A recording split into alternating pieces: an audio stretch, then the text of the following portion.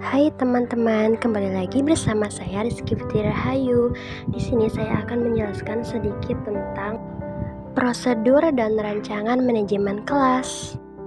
Yang pertama, kita akan membahas tentang rancangan sebagaimana ditulis oleh Sulhan Yassin 1995, yaitu rancangan membuat gambar bentuk bangunan secara kasar atau garis besarnya saja, menyusun dalam pikiran tentang rencana pekerjaan yang akan dilaksanakan. Kemudian ada prosedur. Prosedur ialah cara untuk mengerjakan suatu pekerjaan menurut tingkat-tingkatnya, sebagaimana ditulis oleh Majid dan Abdul 2006. Berikut ada beberapa macam prosedur, diantaranya yaitu 1. Prosedur dimensi pencegahan. Prosedur dimensi pencegahan ini diantaranya ada peningkatan kesadaran diri sebagai guru. Peningkatan ini merupakan hal yang paling strategis dan mendasar karena dengan adanya rasa kesadaran diri sebagai guru akan mampu meningkatkan rasa tanggung jawab dan rasa memiliki yang menjadi modal dasar dalam melaksanakan tugasnya. Kemudian yang B, peningkatan kesadaran pada siswa. Peningkatan kesadaran pada siswa ini yaitu kurangnya kesadaran pada siswa akan menumbuhkan sikap suka marah, mudah tersinggung, yang memungkinkan siswa melakukan tindakan-tindakan tidak terpuji yang dapat mengganggu kondisi optimal yang telah terbangun pada proses belajar mengajar. Kemudian ada sikap polos dan tulus dari guru.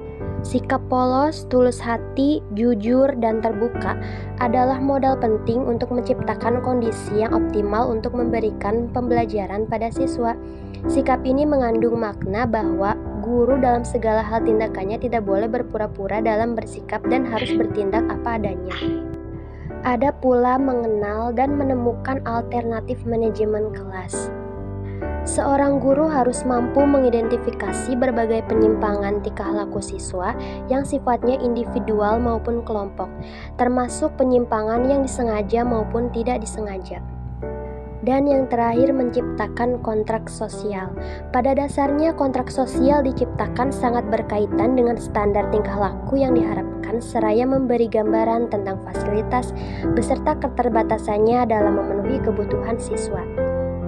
Kemudian yang kedua ada prosedur dimensi penyembuhan. Prosedur dimensi penyembuhan ini ada beberapa macam, diantaranya mengidentifikasi masalah. Pada tahapan ini, seorang guru harus melakukan kegiatan untuk mengenal dan mengetahui masalah-masalah manajemen kelas yang timbul dalam suatu kelas. Yang kedua, menganalisis masalah. Seorang guru harus menganalisis penyimpangan pada siswa dan menyimpulkan latar belakang terjadinya penyimpangan tingkah laku dan sumber-sumber dari penyimpangan itu. Setelah ditemukan penyimpangan, guru menentukan alternatif-alternatif penanggulangan atau penyembuhan dari penyimpangan tersebut. Kemudian yang ketiga ada menilai alternatif-alternatif pemecahan. Pada tahapan ketiga ini, guru menilai dan memilih alternatif pemecahan berdasarkan sejumlah alternatif yang telah tersusun. Sesudah terpilih alternatif pemecahan yang dianggap tepat, selanjutnya guru mengaplikasikan alternatif pemecahan itu. Dan yang terakhir yaitu mendapatkan balikan. Pada tahapan keempat ini, guru melakukan kegiatan kilas balik. Tujuannya untuk menilai keampuhan pelaksanaan dari alternatif pemecahan yang dipilih untuk mencapai sasaran yang sesuai dengan yang direncanakan. Kemudian di sini ada faktor penyusunan rancangan prosedur manajemen kelas. Di antaranya adalah yaitu 1.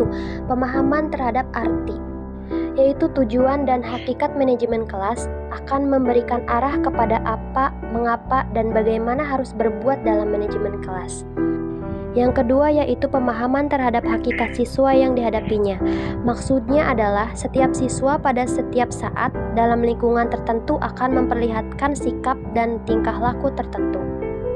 Yang ketiga, pemahaman terhadap bentuk penyimpangan serta latar belakang tindakan penyimpangan yang dilakukan seorang siswa melalui identifikasi bentuk penyimpangan dilakukannya. Kemudian yang keempat, pemahaman terhadap pendekatan-pendekatan yang dapat digunakan dalam manajemen kelas. Pemahaman ini akan menambah kemampuan dalam menyesuaikan pendekatan tertentu dengan masalah penyimpangan yang dilakukan oleh siswa. Dan yang terakhir, memiliki pengetahuan dan keterampilan dalam membuat rancangan prosedur manajemen kelas. Kemudian saya akan menjelaskan langkah-langkah dalam proses manajemen kelas. Yang pertama, memahami hakikat konsep dan tujuan manajemen kelas. Memahami hakikat konsep dan tujuan manajemen kelas adalah kemampuan untuk memahami dan menginternalisasi prinsip-prinsip dasar manajemen kelas sehingga dapat diterapkan dalam praktik pengelolaan kelas. Kemudian yang kedua, menentukan permasalahan baik dari segi preventif atau kuratif, yang berarti membedakan antara dua pendekatan yang berbeda dalam mengatasi masalah, yaitu pendekatan preventif adalah berfokus pada pencegahan masalah sebelum terjadi. Tujuannya adalah untuk mengidentifikasi potensi masalah dan mengambil tindakan untuk mencegahnya.